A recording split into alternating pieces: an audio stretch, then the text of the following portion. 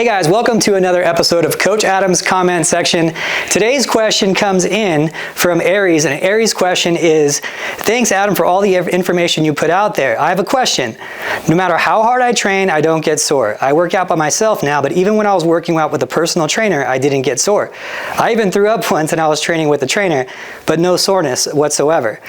I also have a hard time putting on muscle. I'm 47 years old and have been weightlifting since 2019. Does that mean I do not train hard enough?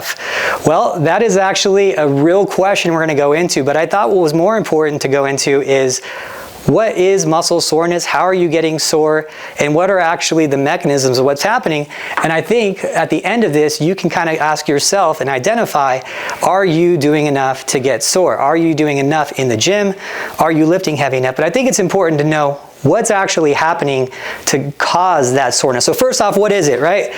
Everyone talks about DOMS, D-O-M-S, delayed onset muscle soreness. It basically means when you work hard, you're as sore as shit the next day, not right then in the exercise. You also can be sore right then in the exercise. For example, if you were to squeeze your biceps really hard, you would get really sore just for that second, but that's more so because of the restriction of blood flow when you're squeezing like that and not allowing blood flow and it building up some lactic acid buildup in the area. Now, important thing to talk about, lactic acid buildup is not the primary mechanism of muscle soreness and has never been proven to be the reason for muscle soreness. A lot of people think, oh, it's because of lactic acid buildup is why I get sore.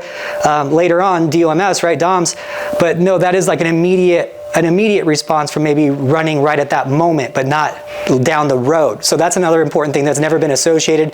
It's still one of those things that you can never fully prove what the reasoning is, but the collected reasoning and the collected thought of what it actually is semi-agreed upon.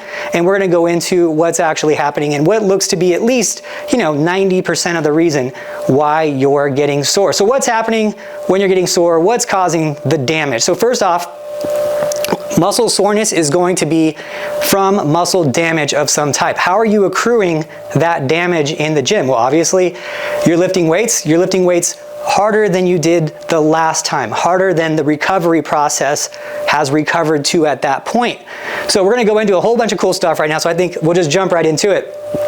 First off, let's go ahead and go into eccentric muscle contractions. So eccentric muscle contractions are what everyone calls the negative. If I do a bicep curl, the way up is concentric, the way down is eccentric, right? So why does everyone talk about eccentric movements, right? Everyone's always talking about eccentric movements. You hear about tempos being 4-0-1-0 tempo. The 4 represents the eccentric. And in that scenario of like a 4-0-1-0 tempo, it would be 1, 2, 3, 4, 0 in the transition, 1 on the way up, 1, 2, 3, 4. Why are people going slower in the eccentric movements? To try to accumulate more damage, right? And is more damage accumulated, right? There's one study that's kind of proven this, but unfortunately, people are reading that study the wrong way, so I'm going to jump into that too. Let's go ahead and just jump right in that study actually. So the 4-0-1-0 tempo, which everyone thought was the holy grail of building muscle, going 4 seconds on the negative, was done with machines where you could actually raise the weight during the eccentric movement. So if you're going 4-0-1-0 with 100-pound curls, those were air machines, so you can actually increase the tension on those air machines, and maybe they were going 120 pounds on the way down, 100 on the way up, 130 pounds on the way down, 100 on the way up, that type of thing. So of course they accumulated more damage of those. So those aren't really, it's not really usable data to put into place of tempos for 4-0-1-0. My thought process on tempos used to be, if you actually look at videos of me probably on YouTube 10 years, 11 years ago, when you would actually see me agreeing a lot with the 4-0-1-0 tempo. As time has gone on, I've gotten away from tempos because I've actually kind of come to the conclusion that you could do a 4-0-1-0 tempo, really slow movements, and maybe let's say, for example, let's say you do 100 pounds, 4-0-1-0 tempo, and you do 8 reps, because that negative going that slow is going to beat you up. The difference is if you go at a 1-0-1-0 tempo, just a controlled movement, instead of doing 8 reps now, you're going to do 12 reps. So the accumulated time under tension is about the same as long as the tempo is not, really jerky and really fast. So just slow and controlled is how I say do the tempo. So why is the eccentric movement so important in this muscle damage accumulation process? Well, here's the reason for it. When you are doing a concentric movement, when you're lifting it up, let's say you're using 100 muscle fibers on the way up. On the way down, your body isn't lifting anything. It's releasing something, right? It's controlling something on the way down.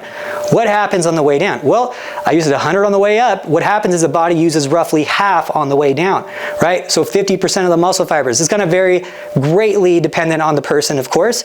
Michael Jordan would probably still use close to, let's say, 80 or so, right? Because he's got a really high neuromuscular capabilities. When Michael Jordan jumps, he jumps higher than everyone, probably because he's using a lot more muscle fibers. Not just pure athleticism. His genetic capability of actually recruiting muscle fiber is superior to most people's. And I'll never jump as high as him. Well, one, I'll never be as athletic as him, period, but probably also don't use as much muscle fiber as the guy does, right? So that's another reason for it. So genetics are going to be part of that. But on the eccentric movement, okay, if you're using 50 muscle fibers on the way down and we're doing 100 pounds, what happened? Well, if I'm doing 100 muscle fibers on the way up with 100 pounds, it's 1 pound per muscle fiber. If I'm using 50 on the way down, it's 2 pounds per muscle fiber, right? So where are you going to accumulate more damage? On the negative, because there is more weight on less muscle fibers, right? That makes sense.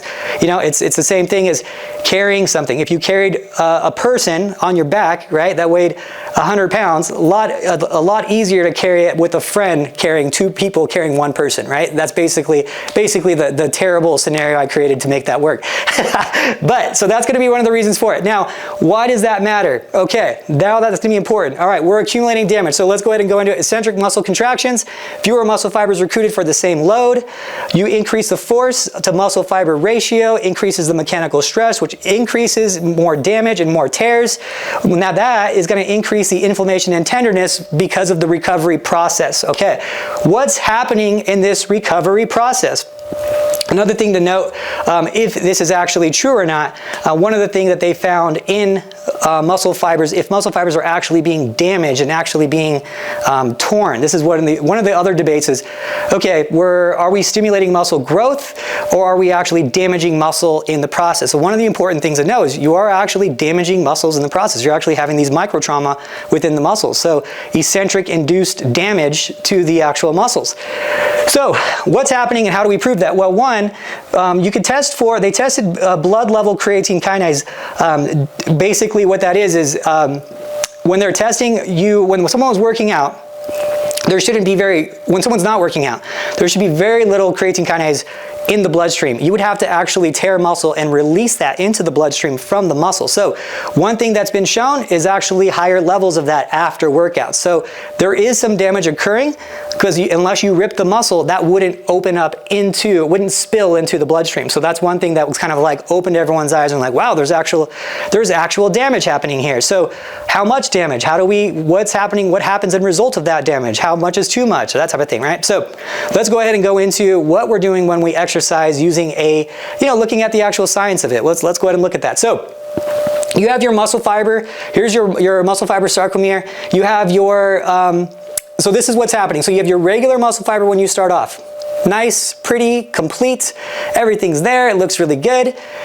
You work out really hard and you create some damage. You have a tear in the muscle. Okay, it goes like this to looking, oh, it doesn't rub out that easy, does it? It goes to looking like this, up to looking like this. I thought I could just like wipe that up. So there's a tear in the muscle, okay? There's what's called a contraction-induced injury, right? An actual injury, which is gonna result in a hematoma, right? Some bruising in that muscle fiber. What happens when that happens? Well, you're gonna have some satellite cell migration. We talked about this in the last video with those satellite cells and those satellite cells donating their nuclei, more nuclei-rich muscle, easier it is for you to build muscle, right? It's all making sense now. It's all coming together. So muscle damage happens, satellite cell migration happens. These little guys are your best friends. They're coming in, they're like, what do we do here to fix this muscle?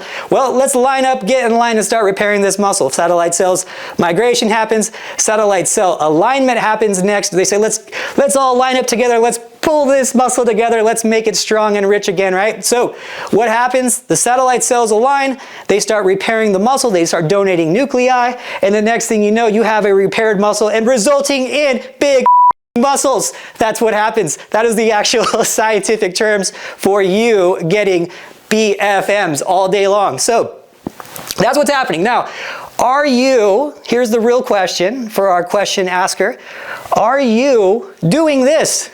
Are you doing this or are you not? That's going to be the real question. Well, how do we know that we are actually doing this? How do we know we're in the gym and we say we're working hard, are we actually working hard? Now, that's all relative. That's the difference, okay? Relative to what your recovery abilities are at this time, right? So I've been lifting weights since I was 13 years old. I'm 40 years old. I have 27 years of workout experience. For me, to damage my muscle more than the last time, it's pretty hard, right? I've done a lot. Done a lot of bodybuilding in my days. I don't anymore, so it's a little bit easier now, but still, based on my previous settings where my muscles were, it's gonna be really hard for me to create this damage every single time I work out. So how do you do it, right? Well, you're gonna need to track your weights, track your progress, track everything in the gym. Again, let's go to the example, 100 pounds, right? I'm doing a 100-pound curl. I'm not doing 100-pound curls, but it's just easy numbers. I'm doing like 35s. 100-pound curls. We do 100-pound curls in the gym. We're really working hard, and we do it on Monday, and we do 10 reps, right? The last Monday, the previous week, we did 9 reps, right? So I got one more rep.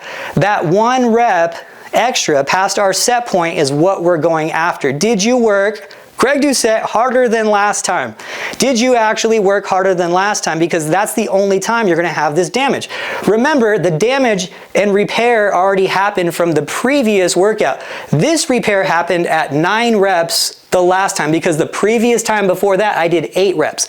So now I have another rep of perfect form. I have now created a contraction-induced injury by going for 9 reps, and now I need to do to create the same process to get the BFM, I need to do 10 reps, and then next time 11 reps, and then next time 110 pounds, right? So the stress is relative to the person. Everyone says they're working out hard. I don't care if you're working out hard. Did you work out harder than last time? Did you create a stress greater than your body has recovered already too, right? So remember, when you get here, this is now a muscle designed for 10 reps times 100 pounds on a bicep curl. If I go in and do 10 reps, 100 pounds on a bicep curl, this won't happen. Nothing changes besides I got my heart rate up, I got some exercise in. Maybe there's a very, very little amount of that, but if we're talking about, oh, I'm not even feeling the soreness anymore, maybe you gotta lift a little harder. Maybe you gotta lift a little more weight. Maybe you gotta track your weights and give it your all in the gym and say, okay, I am tracking and I can physically see that I'm doing more than the last time with the same form. I am not cheating the reps. I am creating the damage, and you will probably start to get sore. That would probably be the case because this happens for everyone. There's not anyone that is above this process. So yes, I would say you probably should start doing that. At least assess that for a month. Really track your weights. Try to lift more than you did the last time and actually go to failure. Remember, your body has a certain set point. Everyone's is different. What is it going to take for you to reach the next level for your specific body, right? Maybe you're not doing 100 pounds 10 times. Maybe your setting is 15 pounds 10 times, right? Go to 20. Try it out, right? See what happens. So anyway, that's what I got for you. I hope that answers your question. I had fun with this one. Keep those comments coming in the comments section. I'll always answer them once a week. TeamElitePhysique.com for worldwide contest prep, and I'll talk to you later. Peace.